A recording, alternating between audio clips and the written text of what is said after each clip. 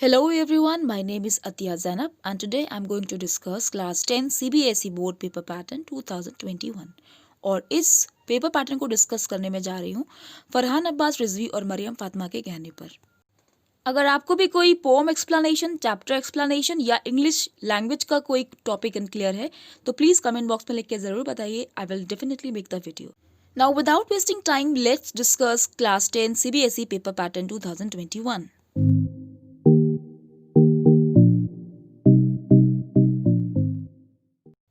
CBSE board में English का single paper होता है, लिटरेचर लैंग्वेज मिला के होता है 80 मार्क्स का, जबकि आईसीएसई बोर्ड में लिटरेचर का लैंग्वेज का अलग अलग क्वेश्चन पेपर आता है।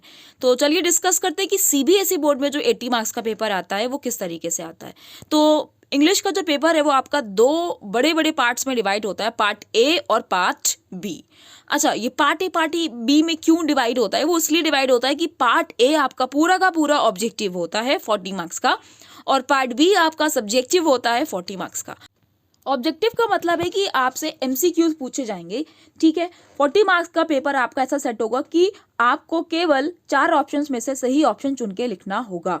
पार्ट बी सब्जेक्टिव आता है, यानी कि उसमें कुछ लिखना होगा आपको, उसमें ऑप्शंस नहीं आएंगे। तो सब्जेक्टिव में क्या क्या आता है? पैराग्राफ एक लिखने को आता है किसी दिए गए टॉपिक पर, एक फॉर्मल लेटर लिखने को आता है और लिटरेचर से आता है क्वेश्चन आंसर्स।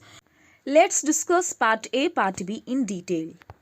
पार्ट ए जो कि ऑब्जेक्टिव आना है 40 मार्क्स का, इसमें भी एक पैटर्न होता है। रीडिंग से 20 मार्क्स का आएगा, लिटरेचर पोर्शन से 20 मार्क्स का आएगा और ग्रामर से आपसे 10 मार्क्स का पूछा जाएगा। अब इसको भी समझ लेते हैं कि रीडिंग, लिटरेचर, ग्रामर से किस तरीके के क्वेश्चंस आपसे एमसीक्यूज में पूछे जाएंगे। Let's discuss. रीडिंग जहां से 20 मार्क्स का पूछा जाना है उसमें आपको 2 पैसेज दिए जाएंगे, 2 अनसीन पैसेज। पैसेज 1 आपका डिस्कर्सिव होगा। डिस्कर्सिव का मतलब है कोई एक डिस्कशन टाइप का दिया होगा, किसी एक ही टॉपिक पे पूरा आपका पैसेज होगा और इससे रिलेटेड आपसे क्वेश्चन आंसर पूछे जाएंगे एमसीक्यूज में। ये आएगा आपका 10 मार्क्स का। दूसरा पैसेज जो आएगा वो जिस तरीके से एक नॉर्मल पैसेज होता है, किसी एक टॉपिक पे पूरी बात होती है, वैसा डिस्कशन वाला टॉपिक नहीं आएगा, बल्कि आपका एक ऐसा पैसेज आएगा जिसमें कुछ फैक्चुअल बेस्ड डेटा आपको देंगे। आपको टेबल दे सकते हैं, आपको ग्राफ दे सकते हैं, तो आपको ग्राफ के जरिए समझना होगा कि क्या इन्फॉर्मेशन दी जा रही है, उससे रिलेटेड आपसे क्वेश्चन आंसर्स पूछे जाएंगे। तो ये हो गया आपका 10 मार्क्स के 2 पैसेज आएंगे। एक नॉर्मल पैसेज आएगा डिस्कशन वाला और दूसरा पैसेज आएगा आपका फैक्चुअल बेस्ड, जिसमें या तो टेबल या फिर ग्राफ वगैरह बन के आपसे रिलेटेड इन्फॉर्मेशन से क्वेश्चन आंसर्स पूछे जाएंगे। इस तरीके से हमने रीडिंग से 20 मार्क्स किस तरीके के क्वेश्चन आएंगे कवर कर लिया है। अब हम डिस्कस करते हैं कि लिटरेचर से जो 20 मार्क्स का एमसीक्यूज में ऑब्जेक्टिव क्वेश्चंस में पूछा जाएगा वो किस तरीके के क्वेश्चंस आएंगे। लिटरेचर में आपसे एक्सट्रैक्ट बेस्ड क्वेश्चंस पूछेंगे। एक्सट्रैक्ट जिसे कहते हैं, एक्सट्रैक्ट कहते हैं पार्ट ऑफ अ चैप्टर और stanza of a poet of any poetry. Fine. तो आपको 5 मार्क्स से ड्रामा या प्रोज की बुक से किसी भी चैप्टर से एक पैराग्राफ उठा के ले लेंगे, उससे रिलेटेड आपसे क्वेश्चन आंसर पूछेंगे एमसीक्यूज के फॉर्म में। सिमिलरली किसी भी पोम से वो एक स्टैंजा उठा सकते हैं या 2 स्टैंजा मिला के उठा सकते हैं और वहाँ से आपसे रिलेटेड क्वेश्चन आंसर्स 5 मार्क्स से पूछेंगे। तो इस तरीके से हमने पार्ट ए ऑब्जेक्टिव क्वेश्चंस में से 40 मार्क्स का जो आपका आएगा रीडिंग में कवर किया कि 2 पैसेज आएंगे। लिटरेचर मैंने आपको बताया कि एक्सट्रैक्ट बेस्ड क्वेश्चंस आएंगे।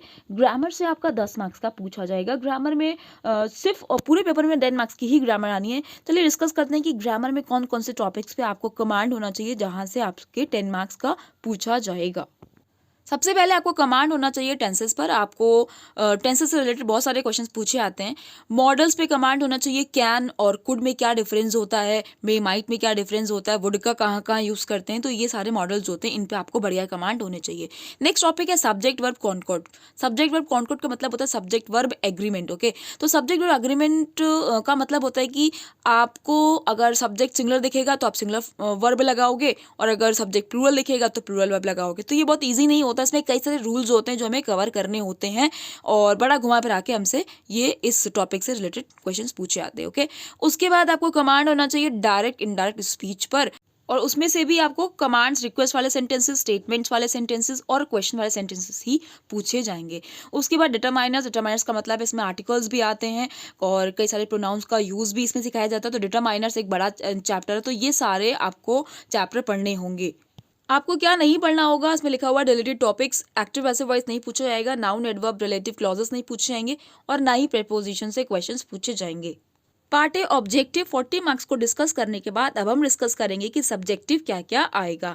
सब्जेक्टिव का मतलब है इसमें लिखने को आएगा। तो सबसे पहले 10 मार्क्स में आपसे सबसे पहले फॉर्मल लेटर 5 मार्क्स का पूछा जाएगा। देखिए 2 तरीके के लेटर्स होते हैं, एक जो ऑफिसर्स वगैरह को या बैंक के अधिकारियों को लिखा जाता है उसे कहते हैं फॉर्मल लेटर, और जो अपने रिलेटिव्स वगैरह को लिखा जाता है उसे कहते हैं इनफॉर्मल लेटर्स। तो आपसे केवल सीबीएसई बोर्ड में केवल फॉर्मल लेटर ही आता है, जबकि आईसीएसई बोर्ड में दोनों लेटर्स पूछे जाते हैं। तो कुल मिला के आपको तो फॉर्मल लेटर ही तैयार करना है। उसके बाद एक किसी दिए गए टॉपिक पे आपको एक पैराग्राफ लिखने को आएगा। ओके, तो यहां से आपको 10 मार्क्स मिलेंगे लिखने वाले, नहीं कि सब्जेक्टिव से। फॉर्मल लेटर में भी आपको चॉइस मिलेगी, 2 होंगे, 2 में से 1 करने होंगे। पैराग्राफ के लिए भी 2 चॉइसेस होंगी, 2 में से 1 करने होंगे। तो सब्जेक्टिव में 40 मार्क्स में 10 मार्क्स का तो ये हो गया, तो बचे हैं 30 मार्क्स। 30 मार्क्स कहाँ से आते हैं? 30 मार्क्स आपके लिटरेचर से आएंगे, जिसमें आपके वेरी शॉर्ट आंसर्स और लॉन्ग आंसर्स आपसे पूछे जाएंगे। अब हम डिटेल में डिस्कस करते हैं कि very short answers and long answers आपसे कैसे पूछे जाएंगे। आपके लिटरेचर कोर्स में 2 बुक्स लगी हुई हैं, फर्स्ट फ्लाइट और फुटप्रिंट्स, दोनों से इक्वल वेटेज का आता है। फर्स्ट फ्लाइट से आपसे 2 क्वेश्चन पूछे जाते हैं, वेरी शॉर्ट से 3 क्वेश्चन आते हैं, 3 में से 2 करने होते हैं आपको। इसी तरीके से 2 क्वेश्चन आपको करने होते हैं फुटप्रिंट्स वाली बुक से। तो आप देख सकते हैं कि इक्वल वेटेज है, 4 मार्क्स का आपका फर्स्ट फ्लाइट से आएगा, तो 4 मार्क्स का आपका फुटप्रिंट्स विदाउट फिट से आएगा। तो ये हो गए वेरी शॉर्ट। अच्छा, वेरी शॉर्ट जब आपको कुल क्वेश्चन कितने करने होंगे वेरी शॉर्ट? 4। 2 कहाँ से आएंगे? 2 from first flight and 2 from footprints. तो इस तरीके से हमने देखा कि 8 मार्क्स का आपका वेरी शॉर्ट आएगा। सेम चीज होती है शॉर्ट आंसर्स में भी। तो शॉर्ट आंसर जो आपसे पूछे जाएंगे वो भी बिल्कुल वैसे ही होंगे। 2 आपसे फर्स्ट फ्लाइट से पूछे जाएंगे, तो 2 आपके फुटप्रिंट से पूछे जाएंगे। ये 3-3 मार्क्स के थे। वेरी शॉर्ट 2-2 मार्क्स के थे, और आपसे शॉर्ट क्वेश्चन 3-3 मार्क्स के हैं। तो कुल मिलाकर मैंने देखा कि 6 + 6 12 मार्क्स का आपका शॉर्ट क्वेश्चन आएंगे। बात करते हैं लॉन्ग आंसर की। आपसे लॉन्ग आंसर्स 2 पूछे जाएंगे, एक फर्स्ट फ्लाइट से और एक फुटप्रिंट से। 5-5 मार्क्स के लॉन्ग आंसर्स आएंगे, तो ये आपको 10 मार्क्स देंगे। तो इस तरीके से हमने कवर किया कि लिटरेचर से तो 30 मार्क्स का आना है, सब्जेक्टिव में वो किस तरीके से आएगा।